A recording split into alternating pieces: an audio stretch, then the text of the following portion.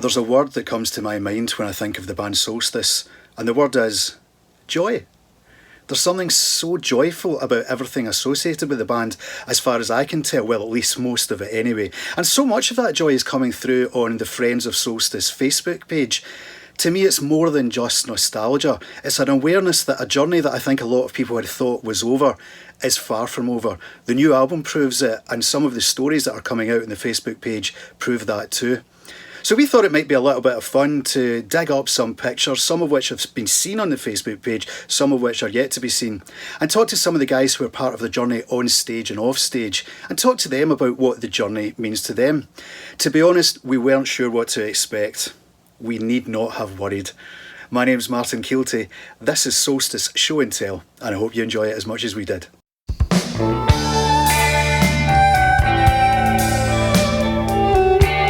I was looking for a photograph of the good old days. It's in the days when you've got absolutely nothing to lose, but everything to gain. And we didn't know how far this would go or how long the band would last. And we were just making up as we went along, weren't we? We'd got some good songs. We just got Susan Robinson in the band on vocals, and it was another quantum leap. Wow. I don't think we had any expectations particularly, did we? And we were just loving, making some music together. But yeah, those early days were extremely kind of free and easy and just absolutely for the hell of it. Although, as you say, we were serious about the music. We did work hard on it, but yeah, it was sort of easy going, wasn't it?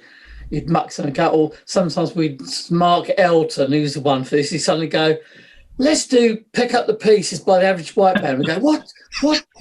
Because the original drummer was your buddy Dave. Dave Harden. Harden. And then Martin came on board, and I remember sort of auditioning, and Martin coming to Micro Studios, I think it was in Stone. Oh yes, yeah. And we thought, bloody Phil Collins had just walked in the room. I remember my first gig with you guys was at Aston Clinton Village Hall, and Mick Softly was playing as well. And Marillion, there was some of the guys from Marillion were there. No, Steve was there. Yeah, because they were speaking to me. Anyway, Mick Softly was playing, and these two jerks got up. One guy behind my kit and another guy picked up a guitar, and they started playing over the top of Mick. And there was a lot of people there that were sympathetic to Mick, and I was thinking, hang on, I don't like the idea of someone just going up and playing on my kit. And these guys got removed pretty quickly. But yeah, that I always can even tell you what they played. They started playing "You Are the Sunshine of My Life" by Stevie Wonder. And I think we had Fish singing "Johnny Be Good" with Solstice as well. That would have been a good recording. Yeah, I think we did, didn't we? Yeah, they got up, did a turn, didn't they? Yeah. Yeah. Yeah, I mean, we were all buddies back then. I mean, we are now. Yeah. But, I mean, we've just gone on different paths, but we were all from that same group, weren't we? And they were. We were mates, but I mean, so I suppose it's unsurprising, but they were very supportive of us. When they started, I mean, when they started getting somewhere, it wasn't like bye everyone. They continued to give us supports and help us, give us a leg up. Well, they did, yeah. Yeah, and I think that sort of set a tone really, because we then did that in turn to bands like Pendragon and IQ and Quasar and lots of other bands from that. Oh, this is Marc Elton, by the way. Just hello, Mark. We were talking about everyone being nice to each other. All the prog rock bands, we all used to get on a bit. Some people say, I bet there was a lot of rivalry, but there wasn't. Everyone used to get on so well together. The only thing strange we had happen, some guy got his comeuppance. We played at the Elgiver Hall in Cheshire. Martin might not have been with us at that point. And there was this local guitar hero. He's like long hair, the strutting, legs apart pose. And he was unbelievably loud. We saw him do the sound check. And Solstice was supposed to be headlining, and they were supposed to be supporting us. Andy might remember this. And we had Dave Harden's drum kit tied together with wire and I'd got a bit of carpet with a bit of wood bolted on the front so it didn't fall forwards and fall to bits.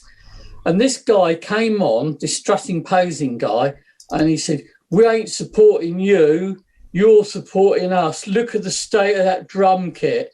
So, and he was mouthing on, and we knew we'd got lots of fans there. So we said, "Okay, let's let them headline." And I was watching, he was standing out in the audience, the pose, the legs apart, and he starts playing one of his riffs, and I could see this guy's jaw drop lower and lower and lower. And I'm not usually mean to people, but he needed knocking down a peg or two, and that did it. And because Solstice just got massive ovation when we finished, and when their band came on, most people left.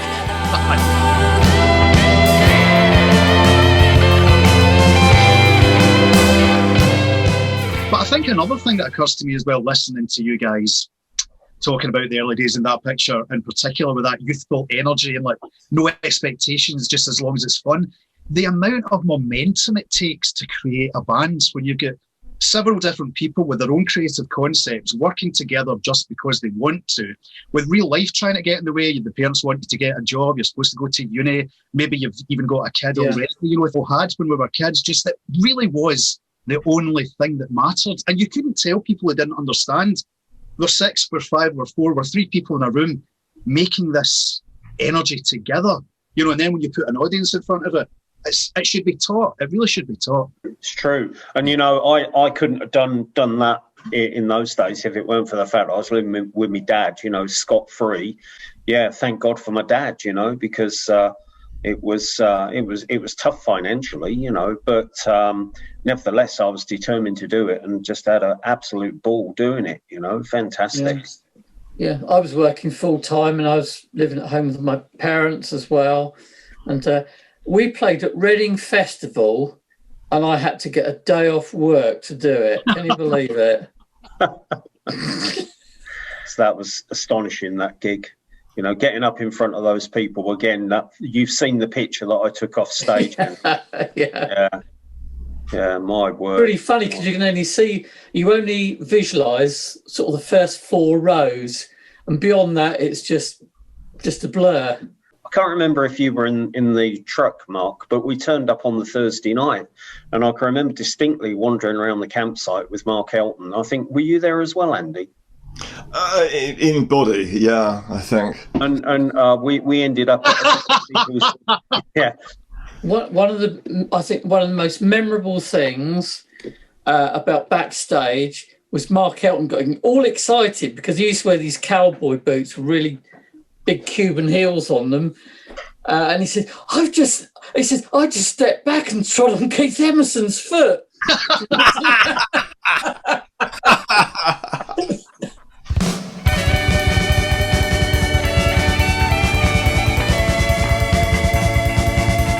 The Marquee. Oh, the Marquee, bless it.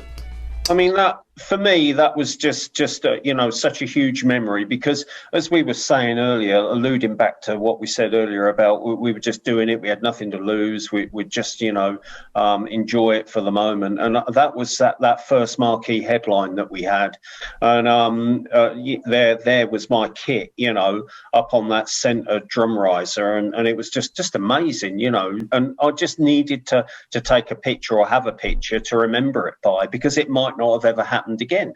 It did, but you know, I mean, that was huge for me because the Marquee is somewhere that I'd only ever sort of heard about and seen on TV.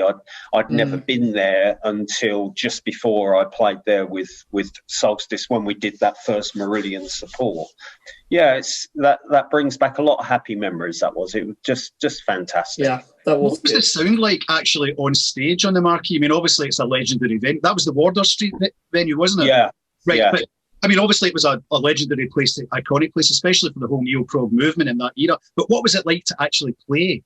Oh man, it was amazing. I mean, it had the infamous dressing room immediately out the back, which was insane. But actually, the stage, the sound, the atmosphere, There's nothing to touch it, man. There is and was something magical about that venue. You know, I know there's all the history and all that associated with it, but it was a special place, and they had it. They just had it right in there. And I mean, man, it got hot. You know, there was no ventilation. You know, literally the walls ran, didn't they? With yeah, they did. The ceiling dripped. But you know, it was an atmosphere like nothing else. I can remember just sound checking the drums. So they'd got a drum fill that was just huge, you know, absolutely gigantic. And you know, getting the kick drums put through there, you know, the sound pressure almost blew me off my stool, you know. I mean, it was so loud. And yet when everything else kicked in and everything else came up in the monitors, you know, I mean, it all just went together really nicely. And just so good. I can't believe I'm not deaf, you know. I mean, the volumes we played at, but also I recall Jerry Floyd, you know, the DJ there, who was a bit of a legend. I mean, he was great to us. He really supported the band. He's a nice guy. Always play some great music. He'd come out the back of his little DJ booth into the dressing room and have a chat with us and say, "Right, lads, you know, how you doing? You ready?" You know, and then I remember we got quite friendly with him, because when we'd finished the gig, he'd hang a belt. We'd always give him a lift up the Edgware Road in the bus to his favourite kebab shop. It was also a place you could bump into people, you know, that you wouldn't necessarily bump into anywhere else, right? Like John Anderson. Yeah, we got introduced to John Anderson, didn't we? Yeah, that was big for us, man. You know, oh God, yeah. He was such a nice guy, you know. This is a great picture, though. You know, Martin. It's the kit actually does look glorious, doesn't it? It does. Looks brilliant. And I can't help but notice the telephone. Oh, I know. Oh, yes. The telephone. What the hell is the telephone about? Yeah, well, the very brief story, as you might recall, is the very first time we did the support to Marillion there. Privet recorded our set off the desk, and we were all keen to listen to it, you know, to hear the quality and how the playing was. And I remember a cassette was distributed, and I'm not sure if we all got one each, but I can remember getting this cassette, putting it on at home, dead eager to listen to our first Marquee support slot. And all I got was this panning telephone ringing from speaker to speaker. What the hell is this? And it went on for about 30, 45 seconds. And then all of a sudden it broke into your guitar picking at the beginning of Solstice, you know, do you remember the heavy metal bash Solstice? Yeah.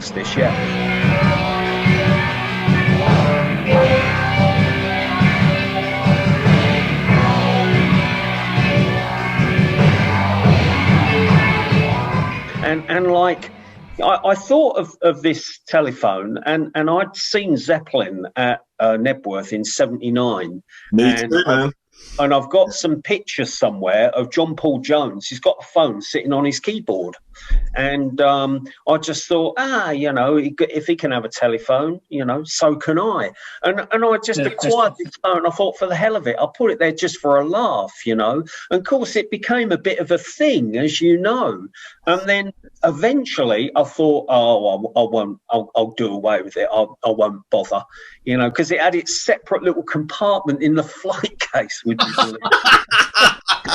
Oh, that is so Martin Wright, man. I know. So Martin Wright. Sad. But anyway, I did away with it. And then, of course, all the people at the Marquee, where's the telephone? Where's the telephone?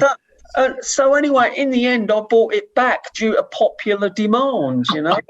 Let's go back to one of the reasons why we're all talking tonight, and it's because of Shia. It's because of the impact it's had on me and so many other people, and the fact that the Facebook page, you've got an abbreviation for it, haven't you?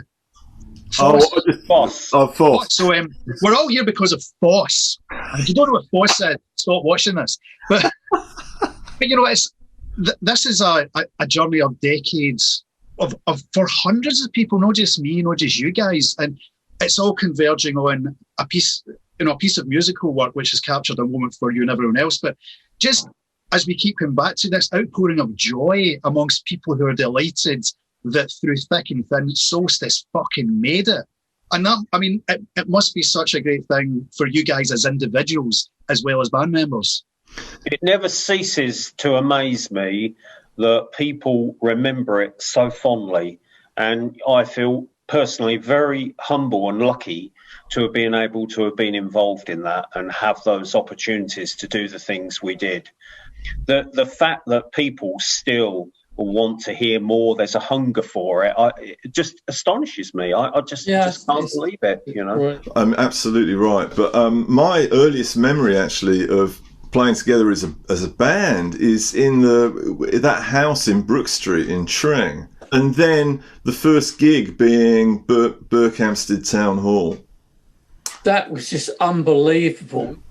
People really liked it, man, you know, and that was the first hint that we actually had something here that people wanted to hear more of. Yeah.